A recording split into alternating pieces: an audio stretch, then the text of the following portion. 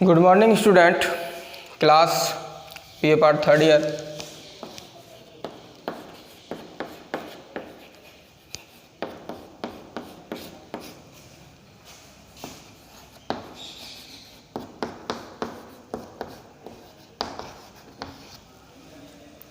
Subject geography.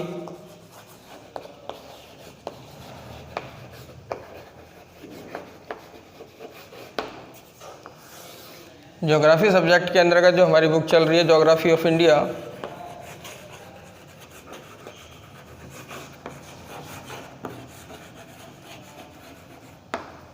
Geography of India में जो हमारा टॉपिक चल रहा है वो चल रहा है खनिज संसाधन।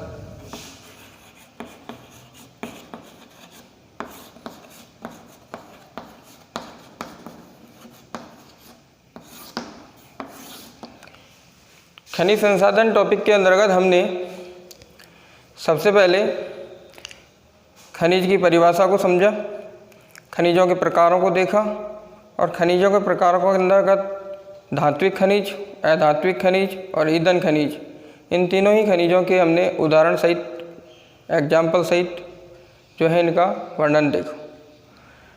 जो हमने ईंधन खनिज के बारे में बात की थी लास्ट वीडियो के अंतर्गत, हमने कोयला और खनिज तेल अर्थात पेट्रोलियम पदार्थों के बारे में चर्चाएं की। इसी संदर्भ में आज हम ऊर्जा संसाधनों की बात करते हैं कि ऊर्जा संसाधन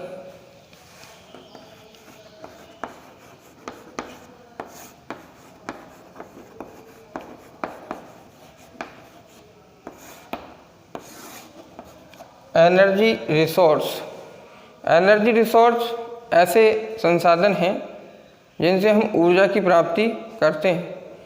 और ऊर्जा की प्राप्ति जो है हम प्राचीन काल से करते आ रहे हैं।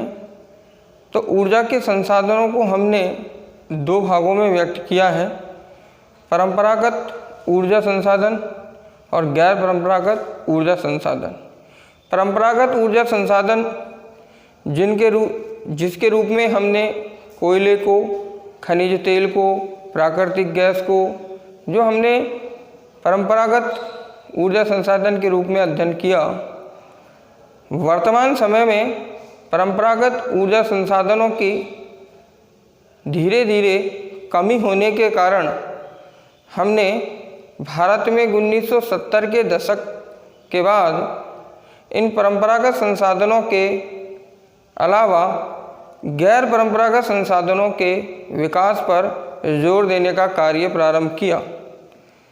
गैर परंपरागत ऊर्जा के संसाधनों के रूप में हमने आज सौर ऊर्जा, ज्वारीय ऊर्जा, भूतापीय ऊर्जा, पवन ऊर्जा, बायोगैस, बायोमास, आणविक ऊर्जा, इन सभी गैर परंपरागत ऊर्जा स्रोतों का उपयोग करना प्रारंभ कर दिया है, क्योंकि बढ़ते हुए जन समुदाय के परिणाम स्वरूप आज ऊर्जा का जो संकट है वो भारत में लगातार बढ़ता जा रहा है।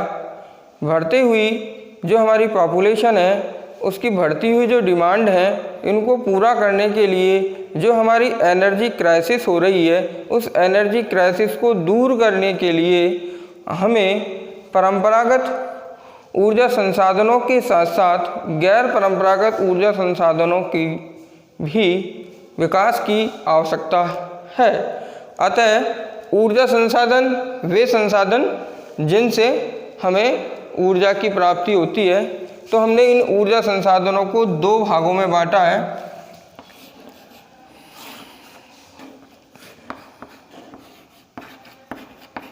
परंपरागत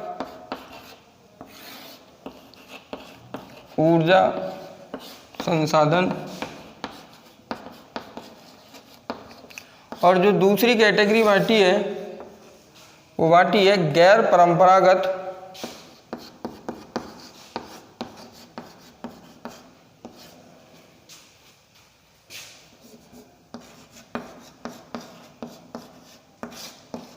ऊर्जा संसाधन।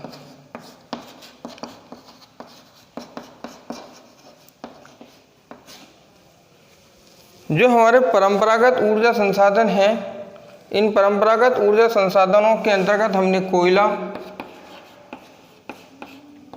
खनिज तेल, जिसमें हमने पेट्रोलियम पदार्थ, प्राकृतिक gas,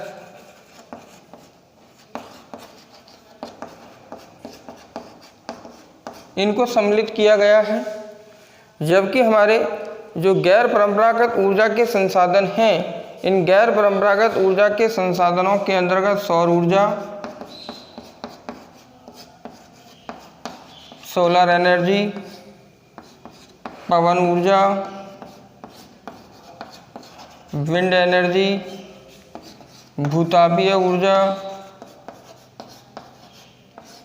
geothermal energy, biomass, biogas, biodiesel,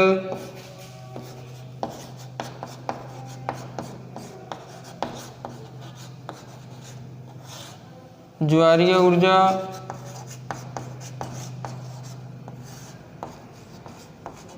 tidal energy, आणविक ऊर्जा,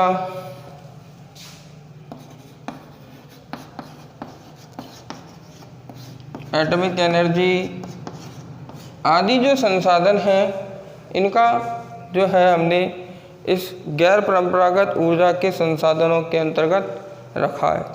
जबकि परंपरागत ऊर्जा जो संसाधन है, जो हमारे प्राचीन काल से जो हमारे ऊर्जा के रूप में प्रयुक्त हो रहे हैं, जिसमें कोयला है, हमारे पेट्रोलियम पदार्थ हैं, जिसमें खनिज तेल है और प्राकृतिक गैस है, इनका उपयोग जो है हम ऊर्जा संसाधन के रूप में कर रहे हैं। हम इस बात से अच्छी तरह से परिचित हैं कि कोयले पर आधारित जो हमारे तापीय विद्युत गृह हैं, उनसे विद्युत का उत्पादन का कार्य किया जा रहा है, परंतु बढ़ते हुए जनसंख्या के प्रभाव के परिणाम स्वरूप ये जो है हमारी ऊर्जा संसाधन पर्याप्त नहीं है।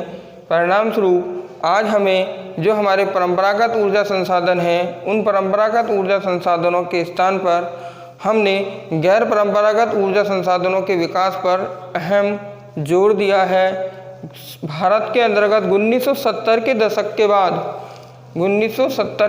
के बाद जो है गैर परंपरागत ऊर्जा संसाधनों पर हमने विकास पर जो है सर्वाधिक जोर दिया और सौर ऊर्जा, पवन ऊर्जा, भूतापीय ऊर्जा, बायोगैस, बायोमास, बायोडीजल, ज्वारीय ऊर्जा और आणविक ऊर्जा के जो क्षेत्र हैं, उन क्षेत्रों के विकास को जो है खोजने का कार्य, विकसित करने का कार्य भारत के अंतर्गत किया गया, ताकि जो हमारा ऊर्जा का जो संकट है, एनर्जी जो क्राइसिस का जो संकट है, वो एनर्जी क्राइसिस का संकट वो है दूर किया जा सके। परिणाम ये रहा कि ये हमारे परंपरागत हैं, अर्थात इन परंपरागत ऊर्जा संसाधनों से ऊर्जा की जो क्राइसिस है, ऊर्जा का जो संकट है वो बढ़ रहा है। बढ़ता हुआ ऊर्जा का संकट इन गैर परंपरागत ऊर्जा के संकटों के द्वारा कम किया जा सके। ये गैर परंपरागत और परंपरागत ऊर्जा के जो संसाधन हैं, जो हमारे परंपरागत ऊर्जा संसाधन है, इनका एक अन्य नाम हम इसे अनवकरणीय ऊर्जा संसाधन के नाम से भी जानते हैं। इनको हम कहते हैं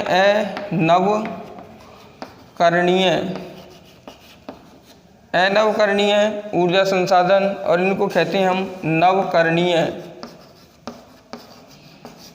ऊर्जा संसाधन।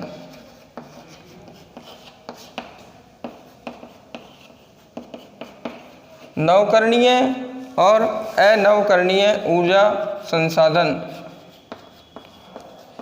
इन दोनों ही प्रकार के ऊर्जा संसाधनों का हमने जो है चर्चाएं की हैं, जिसमें से हमने परंपरागत ऊर्जा संसाधन या नवकरणीय ऊर्जा संसाधनों के अंतर्गत कोयला, खनिज तेल और प्राकृतिक गैस, इनका अध्ययन हमने पिछले वीडियो में किया है और ये देखा कि भारत के अंतर्गत जो हमारे गैर परंपरागत ऊर्जा के संसाधन हैं, यह जो हमारी ईंधन खनिज हैं, जिनके अंतर्गत से कोयला और पेट्रोलियम पदार्थ, जो कोयले का सर्वाधिक जमाव भारत के अंतर्गत हमने पाया कि कोयले का सर्वाधिक जो जमाव है वो गोंडवाना कालक्रम की जो चट्टानें हैं उन चट्टानों के अंतर्गत 98% जो है कोयले का जमाव देखने को मिलता है, जबकि 2% जो जमाव है कोयले का वो टर्सरी युग की जो सेल हैं उनके अंतर्गत देखने को मिलता है। इसी प्रकार से हमने देखा था कि भारत के अंतर्गत गोंडवाना कालक्रम की जो चट्टानों का सर्वाधिक जो कोयले का जो जमाव है वो हमारे भारत के अंतर्गत प्रमुख जो नदी घाटियां हैं, जिसके अंतर्गत से हमने दामोदर नदी घाटी पढ़ी, सोन नदी घाटी देखी, साथ ही साथ जो है गोदावरी नदी घाटी देखी, वर्धा नदी घाटी देखी। ये जो प्रमुख जो नदी घाटियां हैं जिसके अंतर्गत महानदी, वर्धा नदी, सोन नदी, दामोदर नदी, ये जो समस्त नदी घाटी जो क्षेत्र हैं उन नदी घाटी क्षेत्रों में गोंडवाना कालक्रम का कोयले का जमाव जो है सर्वाधिक मात्रा में पाया जाता है। इसके अलावा हमने छत्तीसगढ़ और झारखंड का जो क्षेत्र था वो छत्तीसगढ़ और झारखंड के क्षेत्र के अलावा एमपी का जो क्षेत्र था, मध्य प्रदेश का जो क्षेत्र था, उन क्षेत्रों के अंतर्गत भी गोंडवाना कालक्रम के जमाव के बारे में चर्चाएं की थी। इसके बाद में जो हमारा टर्सरी कालक्रम का जो कोयला है वो टर्सरी कालक्रम का कोयला भारत के अंतर्गत 2% जो है उसका जमाव पाया जाता है। उसके बारे में हमने देखा था कि भारत के अंतर्गत जो टर्सरी कालक्रम का जो कोयला है उसकी जो है अल्प जमाव यहाँ यानी कि 2% जमाव भारत के अंतर्गत देखने को मिला। इसके अलावा हमने बात की थी कोयले में एक लिग्नाइट प्रकार का कोयला भी पाया जाता है। उस लिग्नाइट प्रकार के कोयले के अंतर्गत भी हमने देखा था कि राजस्थान के अलावा जम्मू कश्मीर के अलावा तमिलनाडु, इन क्षेत्रों के अंतर्गत जो है लिग्नाइट प्रकार का कोयला पाया जाता है। ये जो कोयला होता है वो ऊर्जा का एक सबसे प्रमुख स्रोत माना जाता है और इसका सर्वाधिक जो उपयोग किया जाता है वो विद्युत के निर्माण में किया जाता है। भारत के अंतर्गत जो है विद्युत निर्माण के अंतर्गत प्राचीन काल से कोयले का ही प्रयोग किया जा रहा था और विद्युत तापीय गृह का जो हमने निर्माण किया है उसके अंतर्गत कोयले से ही हम विद्युत ऊर्जा के रूप में इनको प्राप्त कर रहे हैं। तो इतना कुछ हमने जो है परंपरागत ऊर्जा संसाधनों के बारे में समझा है, जाना है।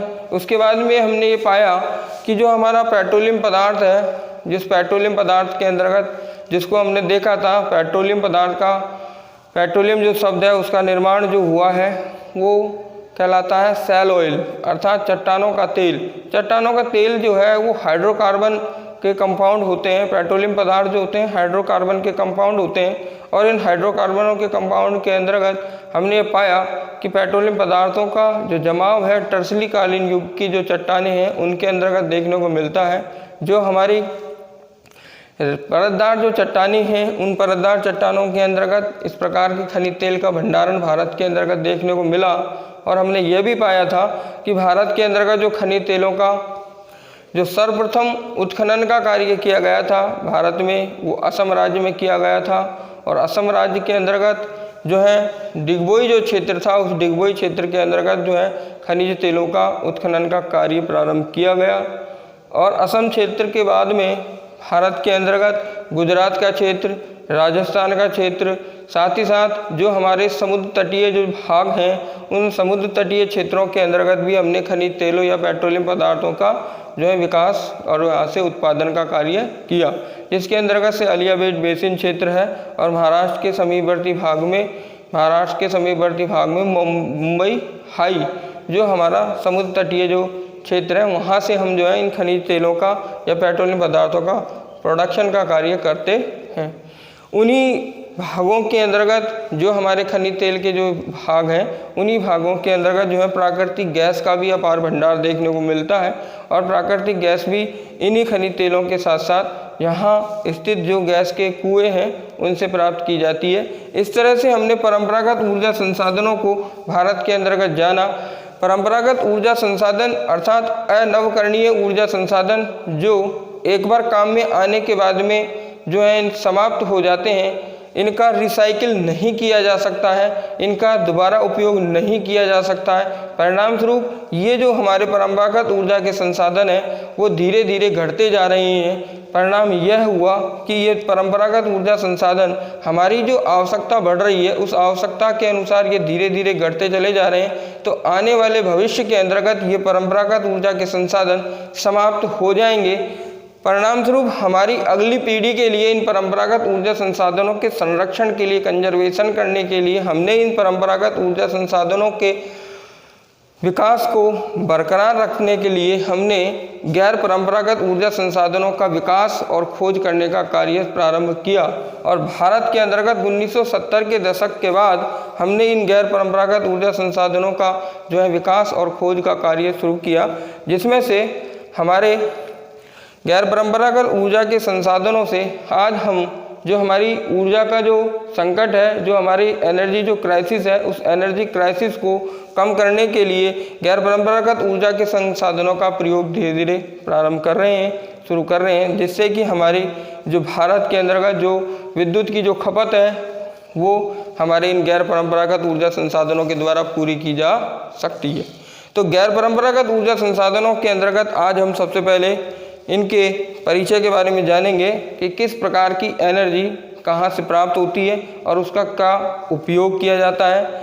तो सबसे पहले आज हम नवकरणीय ऊर्जा संसाधन या हम कह सकते हैं कि गैर परंपरागत ऊर्जा संसाधनों का अध्ययन करेंगे। तो देखिए,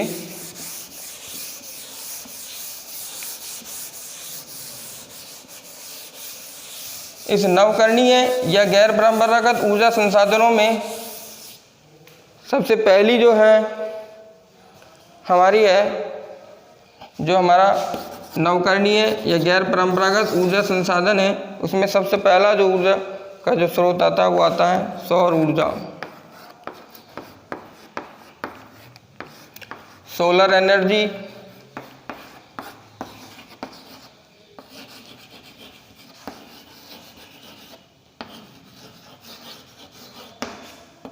सोलर एनर्जी, सौर ऊर्जा, सोलर एनर्जी। अगर हम सोलर एनर्जी की बात कर रहे हैं तो हम इस बात से अच्छी तरह से परिचित हैं या हम इस बात से अच्छी तरह से जानते हैं कि भारत के अंतर्गत कुछ ही इलाके ऐसे हैं, क्षेत्र ऐसे हैं, जैसे भारत का उत्तरी पर्वतीय क्षेत्र जहां वर्ष भर जो है सूर्य का प्रकाश प्राप्त नहीं होता है। बाकी भारत के अधिकांश क्षेत्रों में सूर्य का वर्ष भर जो है प्रकाश या ताप जो है मिलता है। परिणाम यह हुआ कि भारत जो है सौर ऊर्जा की दृष्टि से एक सबसे अच्छा उपयुक्त क्षेत्र है, जहां सौर ऊर्जा के विकास के लिए अधिकांश संभावनाएं पाई जाती हैं। क्योंकि भारत के कुछ ही क्षेत्रों में जो हमारा उत्तर का पर्वतीय क्षेत्र है, उस उत्तर के पर्वतीय क्षेत्रों में ही जो है साल भर जो है हमें सूर्य ताप या सूर्य का प्रकाश प्राप्त नहीं होता है, बल्कि भारत के अधिकांश जो इलाके हैं उनमें हमें वर्ष भर सूर्य का ताप प्राप्त होता है। और सूर्य का ताप वर्ष भर प्राप्त होने के कारण से ही सौर ऊर्जा के डेवलपमेंट का, विकास का महत्व बढ़ जाता है। तो भारत के अंतर्गत जो सौर ऊर्जा है उसका जो विकास है वो वर्ष भर सूर्य ताप मिलने के परिणाम स्वरूप हुआ है।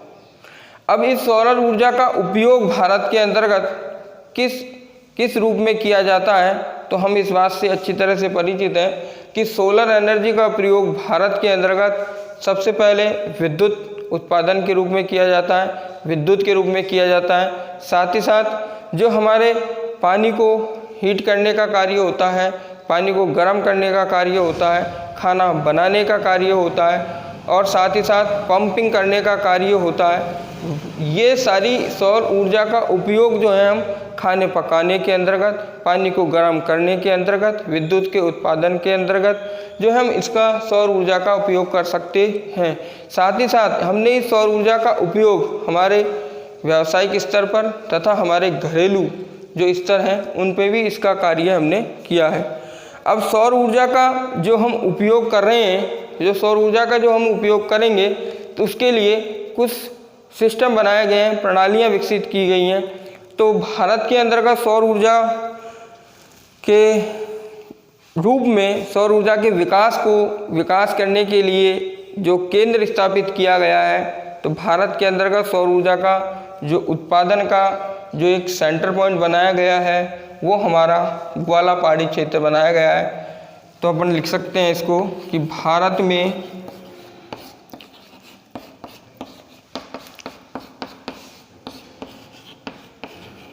सौर ऊर्जा के विकास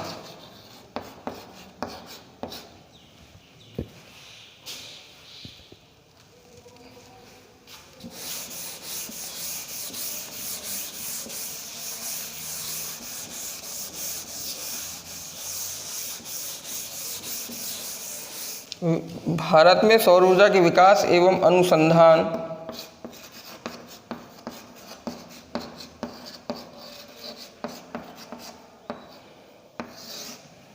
हेतु गुड़गांव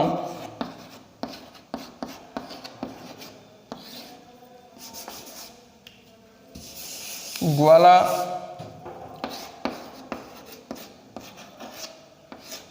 पहाड़ी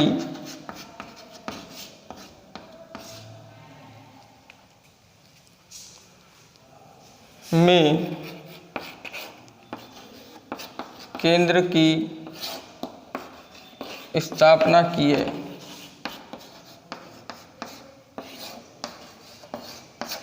भारत के अंतर्गत सौर ऊर्जा के विकास और अनुसंधान हेतु जो इसका जो केंद्र बनाया है, सौर ऊर्जा का जो केंद्र बनाया है वो हमारे गुड़गांव, हरियाणा के अंतर्गत स्थित गुड़गांव और गुड़गांव के ग्वाला पहाड़ी क्षेत्र के अंतर्गत हमने सौर ऊर्जा के विकास और अनुसंधान का जो रिसर्च का और डेवलपमेंट का जो केंद्र बनाया है वो हमारा यहाँ गुड़गांव के अंतर्गत, हरियाणा के गुड़गांव के ग्वाला पहाड़ी क्षेत्र के अंतर्गत बनाया है। भारत के अंतर्गत जो सौर ऊर्जा है, इस सौर ऊर्जा का उपयोग खाना पकाने में किया जाता है और खाना पकाने के लिए विश्व की सबसे बड़ी सौर वाष्प प्रणाली भारत में सौर ऊर्जा का प्रयोग खाना पकाने में किया। विश्व की सबसे बड़ी सौर वाष्प खाना बनाने के लिए तो विश्व की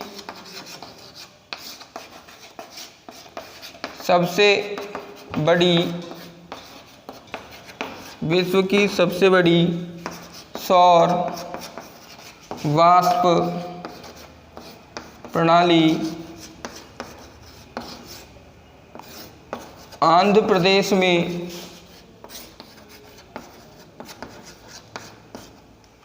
तिरुमाला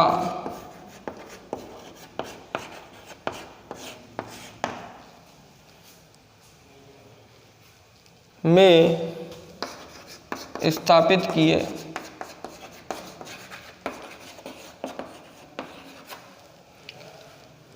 हम इस बात से अच्छी तरह से परिचित हैं कि जो हमारी सोलर एनर्जी है, इस सोलर एनर्जी का उपयोग जो हम सूर्य के ताप से करते हैं, सूर्य के प्रकाश से करते हैं, सूर्य के प्रकाश का भारत के अंतर्गत वर्ष भर पड़ना, ये एक बहुत अच्छी बात है कि भारत के अंतर्गत सौर ऊर्जा का विकास जो है वर्ष भर सूर्य के पड़ने के कारण अच्छा माना गया है। अतः भारत के अंतर्गत सौर ऊर्जा के विकास और अनुसंधान के लिए हमने गुड़गांव के अंतर्गत ग्वाला पहाड़ी क्षेत्र में एक सेंटर की स्थापना की है। यहाँ हमारी सौर ऊर्जा के डेवलपमेंट और रिसर्च का कार्य किया जाता है। भारत के अंतर्गत सौर ऊर्जा का प्रयोग खाना पकाने के रूप में किया जाता है, पानी को गर्म करने के रूप में किया जाता है, विद्युत के उत्पादन में किया जाता है, निर्माण में किया जाता है। परिणाम स्वरूप भारत के अंतर्गत सौर ऊर्जा का प्रयोग जो खाना पकाने के लिए किया जाता है, तो विश्व की सबसे बड़ी सौर वाष्प प्रणाली आधारित जो हमारी आंध्र प्रदेश के तिरुमाला नामक स्थान पर हमने जो है स्थापित की है, जहाँ से हम जो है खाना बनाने के लिए जो है सौर वाष्प प्रणाली के आधार पर अर्थात सोलर एनर्जी का प्रयोग हम खाना बनाने के रूप में किए जाते हैं। जो हमने विश्व की सबसे बड़ी जो है सोलर भट्टी, जिसको हम कह सकते हैं, सोलर भट्टी का उपयोग किया है। परिणाम यह हुआ कि ये जो सोलर एनर्जी है, इसका जो उत्पादन का जो कार्य किया जाएगा, उत्पादन का कार्य दो प्रकार से किया जाता है। सबसे पहले सौर तापीय और दूसरा सौर फोटोवोल्टिक प्रणाली। जो हमारी सोलर एनर्जी है इसका जो हम यूज करते हैं वो दो माध्यमों से करते हैं। एक करते हैं सौर ताप और दूसरा जो हम करते हैं वो करते हैं सौर फोटो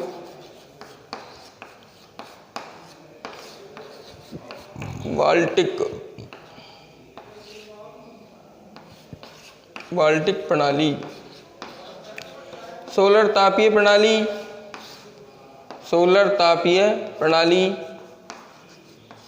और दूसरी सोलर फोटोवोल्टिक प्रणाली। सोलर तापीय प्रणाली और सोलर फोटोवोल्टिक प्रणाली। सौर तापीय ऊर्जा के तहत सौर ऊर्जा को, जो हमारी सौर तापीय प्रणाली है इसके अंतर्गत जो हमारी सोलर एनर्जी है उसको संग्राहकों के रूप में, जो हमारे एक्सेप्टर होते हैं सौर संग्राहक एवं रिसीवर जिनको हम कहते हैं, रिसीवरों के माध्यम से इस सौर ताप को ऊर्जा के रूप में परिवर्तित करने का कार्य किया जाता है। एक बार वापस से समझें कि भारत के अंतर्गत ये सोलर एनर्जी जिसका प्रयोग हम दो प्रणालियों, सिस्टम या माध्यमों के अंतर्गत करते हैं। यहाँ दो सिस्टम में पहला जो सिस्टम है हमारा सोलर थर्मल सिस्टम। इस सौर तापीय प्रणाली के अंतर्गत जो हमारी सौर ऊर्जा है, इस सौर ऊर्जा का उपयोग हम सौर संग्राहकों एवं रिसीवरों के माध्यम से करते हैं। सौर संग्राहक और रिसीवरों के माध्यम से इन सौर ताप को हम विद्युत में परिवर्तित करने का कार्य करते हैं।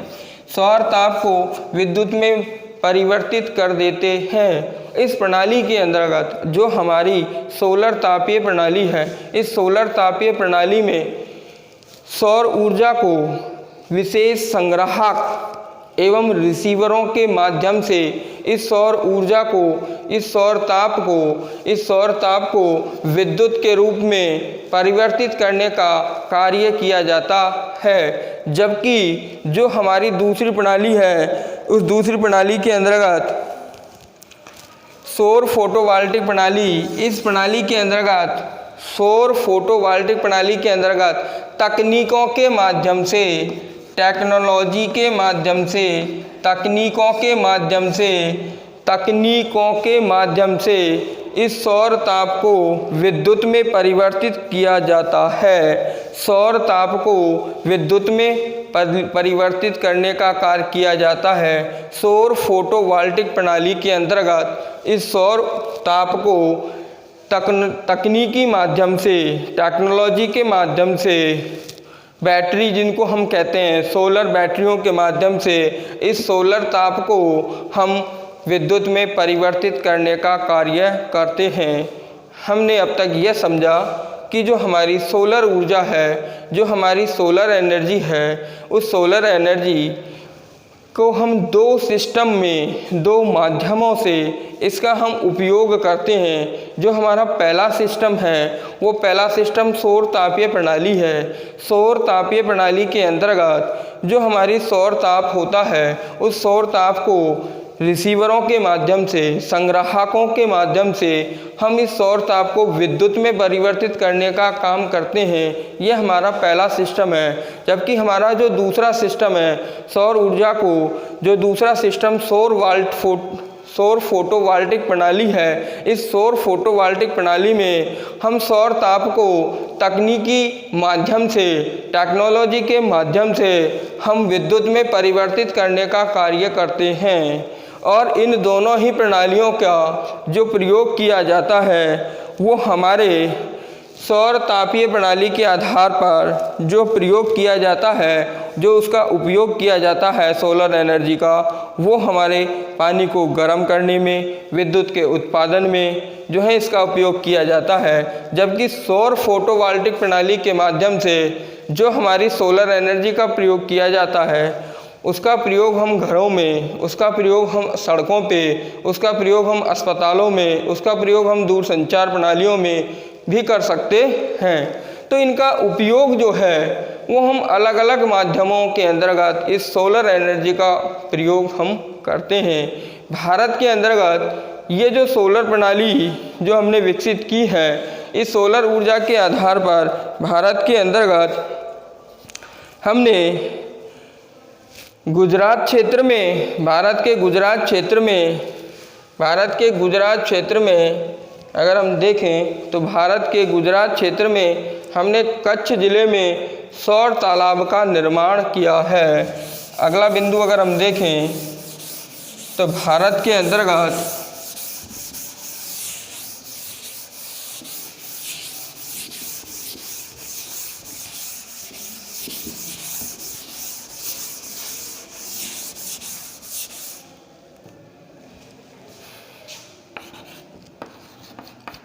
भारत में गुजरात के कच्छ क्षेत्र में सौर तालाब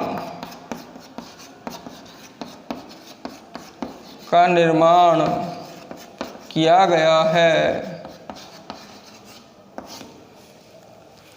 इसी तरह से राजस्थान के अंतर्गत भी जो हमारा माउंट आबू जो क्षेत्र है, उस माउंट आबू क्षेत्र के अंतर्गत सौर वाष्प प्रणाली स्थापित की गई है। राजस्थान के माउंट आबू क्षेत्र में भी सोलर एनर्जी के विकास के लिए जो सोलर सिस्टम जो है उनको लगाया गया है। इसी तरह से राजस्थान के जोधपुर ज़िले के मथानिया जो गांव हैं, उस मथानिया गांव में भी सोलर सिस्टम जो हैं वो स्थापित किए गए हैं। इस तरह से भारत के अंतर्गत जो सौर ऊर्जा है, इस सौर ऊर्जा के विकास करने के लिए हमने जो है सोलर भट्टी का निर्माण किया, जो आंध्र प्रदेश में तिरुमाला नामक स्थान पे किया। उस सोलर भट्टी के अंतर्गत जो खाना पकाने के रूप में प्रयोग की गई है, वो विश्व की सबसे बड़ी सोलर भट्टी मानी जाती है, जो सौर वाष्प प्रणाली पर आधारित है।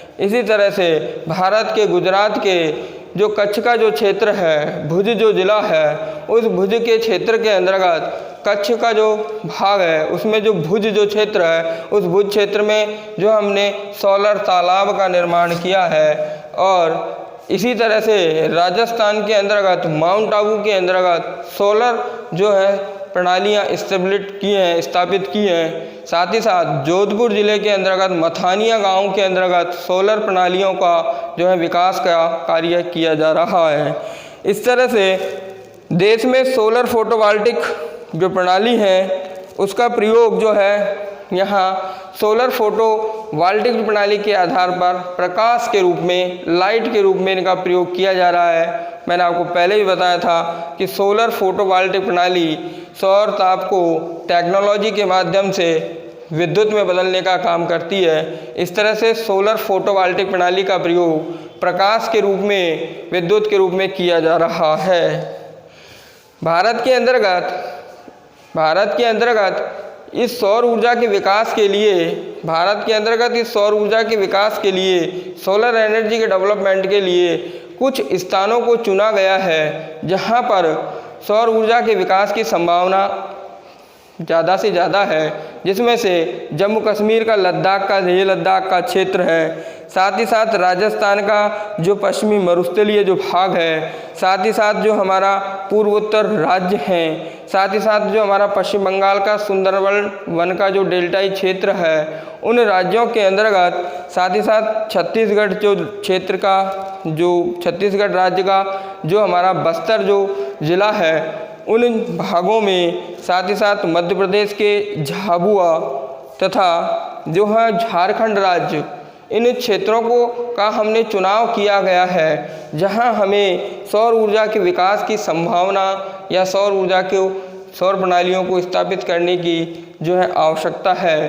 तो भारत के अंतर्गत हमने जो सौर ऊर्जा है, इस सौर ऊर्जा के क्षेत्र को विकसित करने के लिए जम्मू कश्मीर का लेह लद्दाख का क्षेत्र, साथ ही साथ जो हमारा पश्चिम बंगाल का जो सुंदरबन का डेल्टाई क्षेत्र है, वो एक उपयुक्त क्षेत्र है। साथ ही साथ राजस्थान का जो हमारा पश्चिमी मरुस्थलीय क्षेत्र है, वो सौर ऊर्जा के विकास के लिए एक उपयुक्त क्षेत्र माना गया है। साथ ही साथ झारखंड का क्षेत्र, छत्तीसगढ़ का क्षेत्र तथा मध्य प्रदेश का जो क्षेत्र है, जिसमें छत्तीसगढ़ का बस्तर, मध्य प्रदेश का झाबुआ, ये जो क्षेत्र हैं, ये क्षेत्र सौर ऊर्जा के विकास के लिए सबसे उपयुक्त माने गए हैं, सबसे अच्छे माने गए हैं। अर्थात इन क्षेत्रों का हमने सोलर एनर्जी के लिए चुनाव किया है, सिलेक्शन किया है। इन क्षेत्रों में भारत के अंतर्गत सौर ऊर्जा का प्रोडक्शन, उत्पादन अच्छी तरह से किया जाता है। आज हमने इस सोलर एनर्जी के बारे में अध्ययन किया है कि भारत के अंतर्गत सोलर एनर्जी का प्रयोग किस तरह से हुआ, भारत के अंतर्गत सोलर ऊर्जा का जो है विकास या सिस्टम किस तरह से होता है। ये दो प्रणालियों में, दो सिस्टमों में वर्क करती है। पहला सौर तापीय प्रणाली, दूसरा सौर फोटोवोल्टिक प्रणाली। इस सोलर एनर्जी का हमने जो उपयोग किया है वो खाना पकाने में किया है। अर्थात जो सोलर भट्टी हमने भारत के अंतर्गत जो विश्व की सबसे बड़ी सोलर भट्टी इस्टेब्लिश्ड की है वो आंध्र प्रदेश के तिरुमाला नामक स्थान पे की है। इसी तरह से हमने जो सौर तालाब का निर्माण किया है वो गुजरात के अंतर्गत किया है। इसी तरह से हमने जो हमारे सोलर प्रणाली पर जो सोलर प्रणालियाँ स्थापित की हैं राजस्थान के माउंट आबू क्षेत्र में की हैं। ये हमारे भारत के अंतर्गत जो है ऐसे क्षेत्र हैं जहाँ पर हमने सौर ऊर्जा को विकास के लिए जो है इन सौर प्रणालियों का निर्माण किया है, सिस्टमों का निर्माण किया है। साथ ही साथ हमने ऐसे क्षेत्रों को भी चुना है जहाँ पर हमारे सौर ऊर्जा के विकास के लिए, डेवलपमेंट के लिए जो है रिसर्च करने के लिए हमने आगे उन क्षेत्रों के अंतर्गत जैसे जम्मू कश्मीर का क्षेत्र देखा है, साथ ही साथ छत्तीसगढ़ है, छत्तीसगढ़ के बाद में हमारा जो है झारखंड का क्षेत्र है, मध्य प्रदेश का क्षेत्र है, पश्चिम बंगाल का क्षेत्र है, राजस्थान का पश्चिमी मरुस्थलीय भाग है। इन क्षेत्रों में सौर ऊर्जा के विकास की संभावना पूरी है। अतः हमने सौर ऊर्जा के विकास और अनुसंधान का जो केंद्र बनाया है भारत में वो हमारा गुड़गांव क्षेत्र के ग्वाला पहाड़ी नामक स्थान पर हमने इसका जो है केंद्र बनाया है। आज हमने सोलर एनर्जी के बारे में जाना है। यह हमारा गैर परंपरागत ऊर्जा संसाधन है जो हमारी ऊर्जा के संकट को दूर करने में सहयोग प्रदान करेगा। धन्यवाद।